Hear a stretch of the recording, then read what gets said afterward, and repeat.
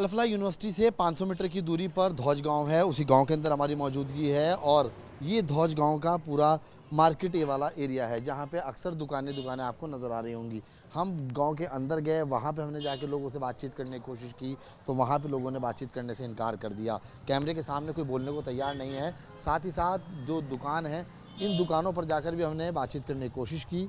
इनका भी साफ तौर पे यही कहना है कि हम कैमरे के सामने भी कोई बात नहीं कर सकते, हम डॉक्टर मुजम्मिल को नहीं जानते और हमारे पूरे गांव की बेइज्जती, बदनामगी होती हुई हमें खुद अपनी आंखों से नज़र आ रही है। लेकिन यहीं पे जो अड्डा है, ख़ास तौर से जो गांव के चौराहे होते हैं जिन्हें अड्डा कहा जाता है, और वहाँ पर सब्ज़ी, फ्रूट्स, तमाम जो सामान है वो बिकता है। किराना की दुकानों पे सामान लेने आते हैं। यहाँ से जानते हैं कि क्या कभी डॉक्टर मुजम्मिल इन जगहों पर सामान लेने के लिए आया था, क्या कभी उन्होंने उसको देखा, अगर देखा था, सामान लेने आया था तो उसका व्यवहार कैसा था, क्योंकि यहाँ से भी लोगों के मूड को भापने की कोशिश करते हैं कि वो क्या कुछ उसके बारे में जानते हैं। क्या नाम है तुम्हारा? मेरा नाम मोहम्मद अनस। अनस, कभी यहाँ पे डॉक्टर मुजम्मिल, डॉक्टर उमर कोई आया सामान लेने? बड़े लोग बाहर जाते हैं, बड़खर साइड, फरीदाबाद साइड, यहाँ नहीं आता कोई भी। कभी आया हो, तुमने देखा हो? हमने कभी नहीं देखा उसे। पूरे गांव की बेइज्जती लग रहा है हो रही है। बेइज्जती तो बहुत बड़ी हो रही है, गांव में बहुत दिक्कत हो रही है, कस्टमर भी नहीं आ रहे यहाँ पे अब उसकी वजह से, लेकिन हमारे पास वो कभी नहीं आया। ये किराना की दुकान है, इनसे बातचीत करते हैं क्योंकि किराना की दुकान पे लगभग सभी लोग आते हैं, सामान लेते हैं। जो धौज गांव के खास तौर से अड्डा है और अल-फलाह यूनिवर्सिटी का रास्ता बिल्कुल ठीक सामने है, ये वहीं किराने की दुकान है, मेन रोड पर दुकान है। उनसे बातचीत करते हैं। क्या नाम है आपका? अल्फाज। अल्फाज भाई, ये बताइए कभी यहाँ पे डॉक्टर मुजम्मिल, डॉक्टर उमर कभी आया? सर यहाँ पे आते हैं, धोज में रहते हैं तो अड्डे पे आते हैं, फ्रूट्स भी लेते हैं, सब्जी भी लेते हैं। अब ऐसा तो है नहीं है कि अल-फलाह यूनिवर्सिटी में ही बंद रहेंगे। अब यहाँ पे 4-5 साल रह के गए हैं तो यहाँ पे आएंगे, भाई भूखा पेट तो नहीं रह जाएगा किसी के पास भी। यहाँ के सामान लेके जाएंगे, देखेंगे, और जैसा भी डॉक्टर का जो व्यवहार होता है वो अल-फलाह में ठीक ठाक था। अब लेकिन पीछे आदमी क्या कर दे इसका कोई अंदाज़ा नहीं लगा सका कि किसी के चेहरे पे क्या लिखा है। अगर हमें पता होता, ये होता तो पहले हम ही एक्शन लेते, गांव वाले ही एक्शन लेते, फिर पुलिस प्रशासन, मीडिया उसके हवाले करते। अगर ऐसा किसी का पास पता भी होता भाई ये ऐसा काम करने वाला है, और वो भी अब यहाँ भी अगर कोई विस्फोटक जैसे वो चौकी में हुआ था, कश्मीर में हुआ है, यहाँ पे दिल्ली में लाल किले में हुआ, हमारे यहाँ भी हो सकता था, ये हमारी जान के लिए भी खतरा था। पूरे गांव की अब बदनामी होती हुई नज़र आ रही होगी, कैसा आप लोग महसूस कर पा रहे हैं आप? देखो सर, अब जैसे हमारा एक काम है सब्जी का, अब जैसे भी ये मुस्लिम इलाका है सारा, अब अड़ोस पड़ोस में जितने भी नॉन मुस्लिम के गांव हैं, तो इस चक्कर में नॉन मुस्लिम को आना भी बहुत कम हो गया है। इनकी 85% बिल्कुल बंद हो गया, काम भी डाउन हो गया बहुत ज़्यादा।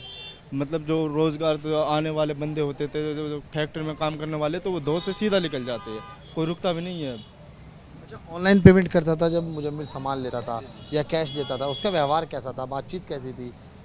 सर जैसे कोई भी डॉक्टर जैसे सामान लेने जाते हैं, हमारा डॉक्टर से सबसे व्यवहार अच्छा है। मतलब मैं अल-फलाह के 95% स्टाफ को मैं पूरा जानता हूँ। वो यहाँ से जैसे मेरे पास आया, मेरे पास ऑर्डर डाला किसी ने भी, तो मैंने पन्नी में पैक करके रख दिया, या खुद आएंगे या उसके जैसे काम करने वाली बाई लगा रखी है उन्होंने, या फिर जैसे कोई और उसके नीचे अंडर में काम करते हैं छोटे डॉक्टर होते हैं, वो ऐसे सामान भेजा मेरे को, मैंने पन्नी में पैक करा, मैंने उसके स्टाफ मेंबर को दे दिया, उसके पास मैं लिख के दे देता हूँ मेरे इतने पैसे हुए हैं। वो या तो शाम को या फिर 1-2 दिन जैसे भी अगले ऑर्डर निकलेगा तो वो फ़ोन पे से पेमेंट डाल देते थे। फ़ोन पे वगैरह से पेमेंट करता, किसी प्रकार तुम्हारा कोई पैसा वैसा नहीं रखा गया? नहीं। जो भी असल में 300, 250, 220, 230 रुपये की पेमेंट को रख के 1.5, 2-2, 3-3 लाख रुपए सैलरी, वो 2-2, 320 रुपये सब जगह कैसे रख पाएगा? अगर जैसे भी अगर कोई 2-4 दिन लेट हो जाती है कोई पेमेंट, जैसे भी अगर अगली बार जैसे कोई सामान मंगाएगा तो उसमें एडजस्ट करके वो पहले वो डाल देगा, फिर बात करेगा कि दुकानदार इतने, जैसे डॉक्टर होता है, कभी दुकानदार कोई शॉपकीपर मुझसे पैसे ना मांग ले, उसमें थोड़ी गिल्टी फील करता है ना आदमी। अच्छा, डॉक्टर शाहीन भी कभी साथ आई उसकी, डॉक्टर मुजम्मिल की दुकान पे आपकी? नहीं, शाहीन को तो मैंने नहीं देखा, सुना था कि वो लैब में काम करती थी नीचे, लेकिन देखा नहीं है कभी। हाँ, डॉक्टर मुजम्मिल, उमर दोनों ही आए? डॉक्टर उमर, डॉक्टर निसार, और जो पहले रह के, मेरे ख्याल से चारों जो बम ब्लास्ट में थी वो शायद चारों ही अल-फलाह से थे, और शाहीन की भी मैं कह सकता हूँ। लेकिन डॉक्टर उमर हो गए, डॉक्टर निसार हो गए, डॉक्टर मुजम्मिल हो गए, और एक और स्टाफ में, ये चारों ही अल-फलाह से निकले हुए हैं। आपकी जो मुलाकात हुई, जो आपके पास आए, कितने लोग? उमर जिसके लाल किला में ब्लास्ट हुआ था, मैंने लास्ट 4 मंथ पहले उसके ट्रीटमेंट कराया था। मामा से जो ट्रीटमेंट हुआ था वो अल फलाह में हुआ था। तब आपकी मुलाकात? जी, जब देखा तो उसको डॉक्टर उमर को लास्ट हुआ। वो देखिए, चीन का कहना है कि 4 महीने पहले जब अल फलाह यूनिवर्सिटी के अंदर में इलाज कराया था तब इनकी बातचीत हुई थी, तब ये उससे मिले थे। हालांकि मेडिकल स्टोर है यहीं पे बराबर में, जो उसके संचालक है वो भी हमारे साथ है, उनसे बातचीत करते हैं। क्या नाम है आपका? मोहम्मद तालिम। तुमने देखा कभी डॉक्टर उमर को, मुजम्मिल को? कभी आए हो? कभी नहीं देखा। किस तरह की जानकारी तुम्हारे पास थी, जैसे बता रहे कि यहाँ पे आते थे, जब आए हो? कोई जानकारी ना मेरे पास, तो मैंने देखो ही ना कभी जिंदगी में बेचारा ना। गलत है, बट ये जो कराए तो गलत ही कराए भाई। जो हमारे कानून में जो सजा है वो देनी चाहिए भाई, हमारे देश के विरुद्ध है भाई।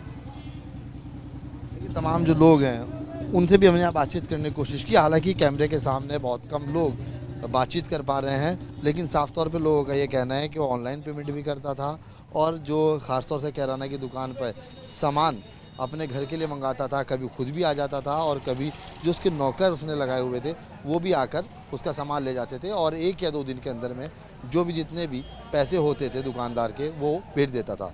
हालांकि लगातार जांच चल रही है, एक पहलू जांच के अंदर में खुलता हुआ नज़र आ रहा है।